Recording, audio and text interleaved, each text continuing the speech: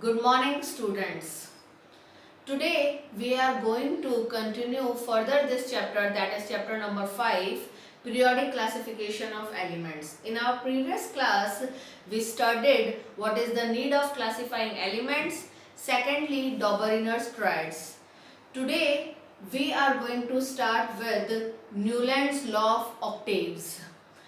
This classification was given by John Newland, who was an English scientist. In 1866, he classified 56 elements discovered at that time. His classification was started with hydrogen and ended at thorium. So hydrogen was the first element to get classified and thorium was the 56th element that was classified at the end of his classification. Now, what did he postulate in his classification? He postulated that as music has 7 notes, you can take the example of Indian music or English music. Both kinds of music has 7 notes. Sa, re, ga, ma, pa, dha, ni. In the same way, English music also has 7 notes: do, re, mi, fa, sol, la, ti.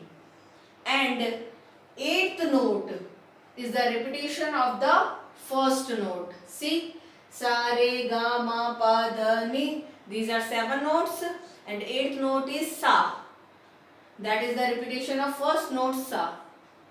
In the same way, do, re, mi, fa, sol, la, ti. These are 7 notes. And 8th note, that is do, which is the repetition of first note do. Similarly, Newlands said that when elements are arranged according to the increasing order of their atomic masses, then every 8th element's properties are the repetition of the properties of first element. So that 8th element will be placed with first element in the same column. In this way, he classified 56 elements discovered at that time in his classification known as Newland's law of octaves. मैं एक बार इसको आपको वापस से brief up कर देती हूँ, ध्यान से सुनिएगा सब लोग. देखिए, हमने वेरी फर्स्ट क्लासिफिकेशन पढ़ा था, दैट वाज डॉबरिनर्स ट्रायड्स. डॉबरिनर्स ट्रायड सबसे पहला क्लासिफिकेशन था जो हमने पढ़ा था, जो दिया था जोहान वॉल्फगैंग डॉबरिनर ने. अब हम सेकंड क्लासिफिकेशन पढ़ रहे हैं, that is Newlands law of octaves. इस क्लासिफिकेशन का नेम है ये Newlands law of octaves. Newlands law of octaves obvious है, किसने दिया था? जॉन न्यूलैंड्स ने, जो एक इंग्लिश साइंटिस्ट थे.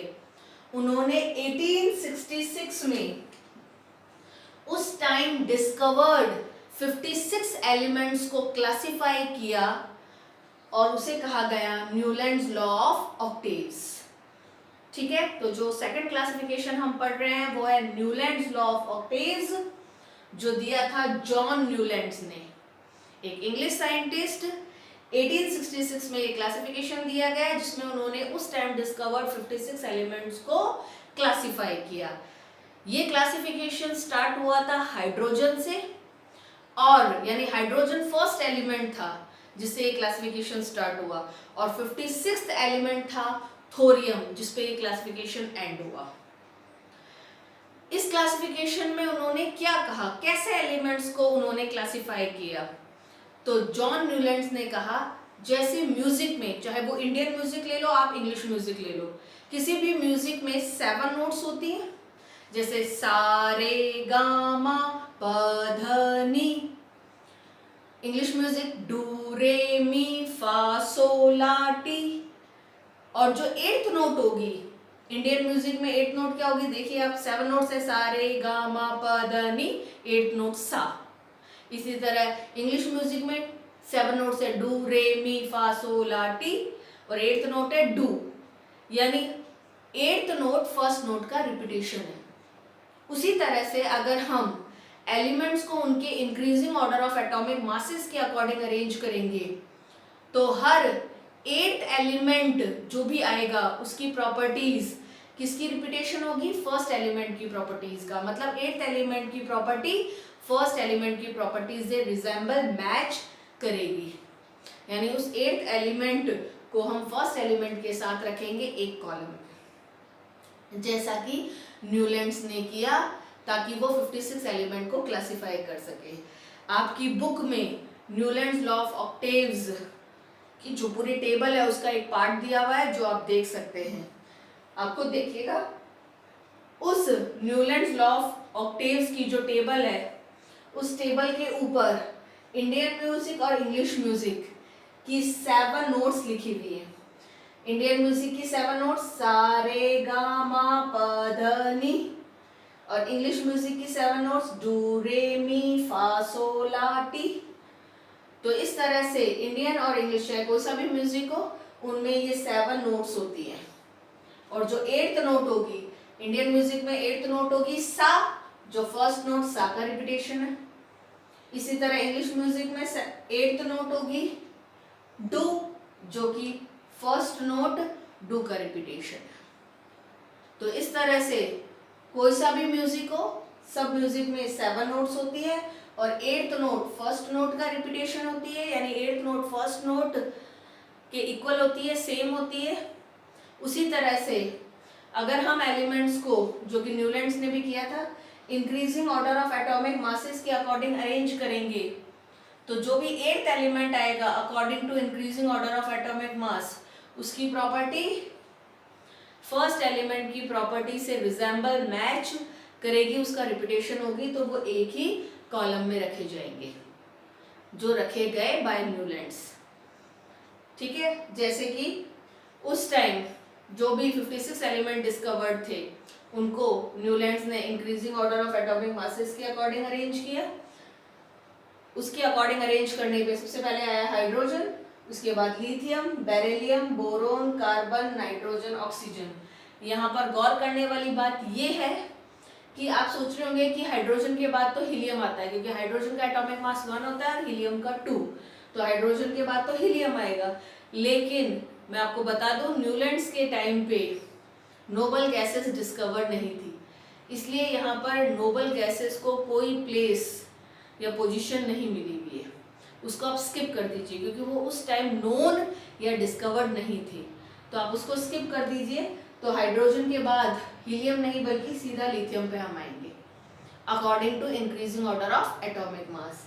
फिर बेरिलियम, फिर बोरोन, फिर कार्बन, फिर नाइट्रोजन, फिर ऑक्सीजन। ये हो गए आपके 7 एलिमेंट्स। अब जो 8th एलिमेंट होगा दैट इज फ्लोरीन, जिसकी प्रॉपर्टी किसकी रिपीटेशन होंगी, फर्स्ट एलिमेंट हाइड्रोजन की, यानी फ्लोरीन केमिकली सिमिलर होगा, उसकी प्रॉपर्टीज मैच करेंगे, रिजेंबल करेंगे विद हाइड्रोजन, इसलिए फ्लोरीन को हाइड्रोजन के साथ एक कॉलम में रखा गया।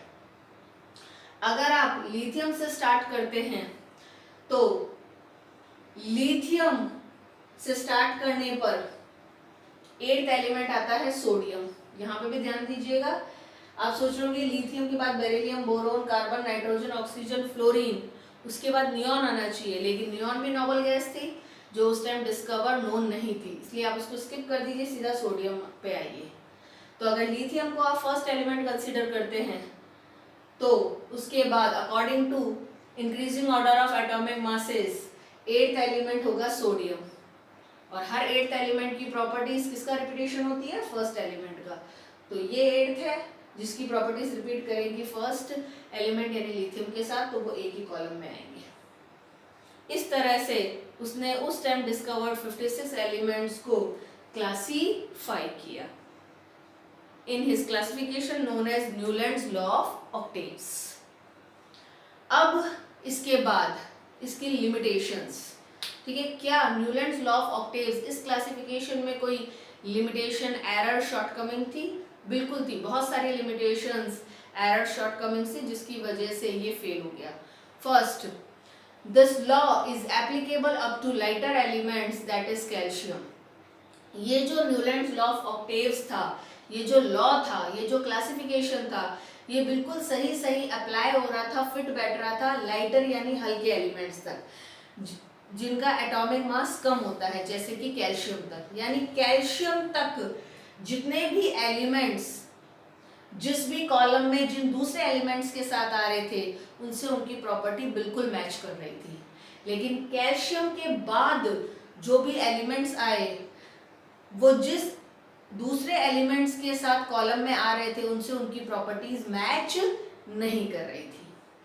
सेकंड लिमिटेशन वो ये कि at that time 56 elements were discovered, so John Newlands classified that 56 elements in his table, that 56 elements were easily accommodated and fitted in that table।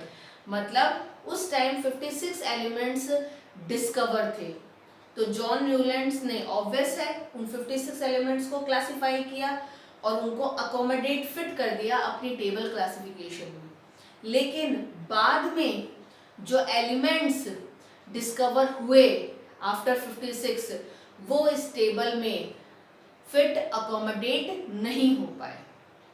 So later on elements which were discovered couldn't be accommodated in this classification। Third limitation ये थी कि अगर आप Newlands law of octaves की table को देखेंगे तो जो फर्स्ट कॉलम है जिसमें सबसे पहले हाइड्रोजन है, उसके बाद फ्लोरीन, क्लोरीन, फिर उसके बाद कोबाल्ट एंड निकल और उसके बाद ब्रोमीन। तो आप देखेंगे इस फर्स्ट कॉलम में हाइड्रोजन, फ्लोरीन, क्लोरीन, ब्रोमीन अकेले अकेले सिंगल स्लॉट पे है। मतलब इस स्लॉट पे सिर्फ हाइड्रोजन है, इस स्लॉट पे सिर्फ फ्लोरीन है, इस स्लॉट पे सिर्फ क्लोरीन है और इस लास्ट स्लॉट पे सिर्फ ब्रोमीन है। मतलब हर एक एलिमेंट एक सिंगल स्लॉट ऑक्यूपाई कर रहा है, मतलब एक स्लॉट पे एक एलिमेंट है। लेकिन कोबाल्ट और निकल ये दो एलिमेंट हैं जो एक ही स्लॉट शेयर कर रहे हैं। तो जॉन न्यूलैंड्स ने क्यों बाकी एलिमेंट्स को तो एक सिंगल स्लॉट दिया, मतलब हर एक स्लॉट पे एक एलिमेंट था, तो फिर कोबाल्ट, निकल को भी सेपरेटली अलग अलग सिंगल स्लॉट क्यों नहीं दिया गया, इनको एक ही स्लॉट एक ही प्लेस पोजीशन पे क्यों रख दिया गया। So why did Newlands give cobalt and निकल टुगेदर अ सिंगल स्लॉट, इनको एक ही स्लॉट क्यों दिया, इनको अलग अलग स्लॉट पे क्यों नहीं रखा गया जैसे कि बाकियों को रखा गया। नेक्स्ट लिमिटेशन, कोबाल्ट और निकल की properties hydrogen, fluorine, chlorine, bromine जिनके साथ ये एक कॉलम में रखा गया उनसे मैच ही नहीं कर रही थी, बल्कि इनकी प्रॉपर्टीज मैच कर रही थी आयरन के साथ। कोबाल्ट निकल की प्रॉपर्टीज मैच कर रही थी आयरन के साथ, लेकिन आयरन को तो बहुत दूर 7th कॉलम में रखा गया। और लास्ट लिमिटेशन ये है कि after the discovery of noble gases this classification became irrelevant. मतलब जैसे ही नोबल गैसेस की डिस्कवरी हुई ये क्लासिफिकेशन इररिलेवेंट हो गया, मतलब आप इससे रिलेट नहीं कर सकते, ये बिल्कुल भी सही नहीं हुआ, ये रॉन्ग हो गया फुली। क्यों? क्योंकि जैसे ही नोबल गैसेस डिस्कवर हुई, ऑब्वियस सी बात है नोबल गैसेस इनके बीच में आई, जैसे हाइड्रोजन के जस्ट बाद लिथियम नहीं हीलियम आएगा, इसी तरह फ्लोरीन के जस्ट बाद सोडियम नहीं नियॉन आएगा। तो जैसे ही नोबल गैसेस डिस्कवर हुई, according to increasing order of atomic masses वो बीच की पोजीशन ऑक्यूपाई करेंगे, इनसे बाकी सारे एलिमेंट्स की पोजीशन लोकेशन बिल्कुल डिस्टर्ब हो गई। और ये जो लॉ था कि हर 8th एलिमेंट की प्रॉपर्टी फर्स्ट एलिमेंट का रिपीटेशन होगा, वो भी नहीं होगा, क्योंकि नोबल गैसेस की, मान लीजिए फॉर एग्जांपल नोबल गैसेस की डिस्कवरी हुई, जैसे कि हीलियम की डिस्कवरी हुई, तो हाइड्रोजन के बाद हीलियम आएगा, तो 8th एलिमेंट क्या हो जाएगा, ऑक्सीजन। और ऑक्सीजन की प्रॉपर्टी किसी भी तरह से हाइड्रोजन से मैच नहीं करती, तो ऑक्सीजन को आप फर्स्ट कॉलम में हाइड्रोजन के साथ रख ही नहीं सकते।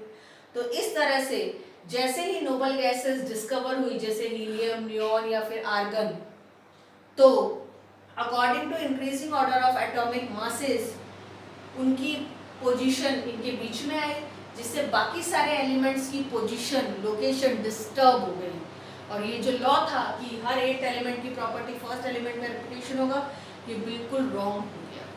तो ये क्लासिफिकेशन इररिलेवेंट हो गया after the discovery of noble gases.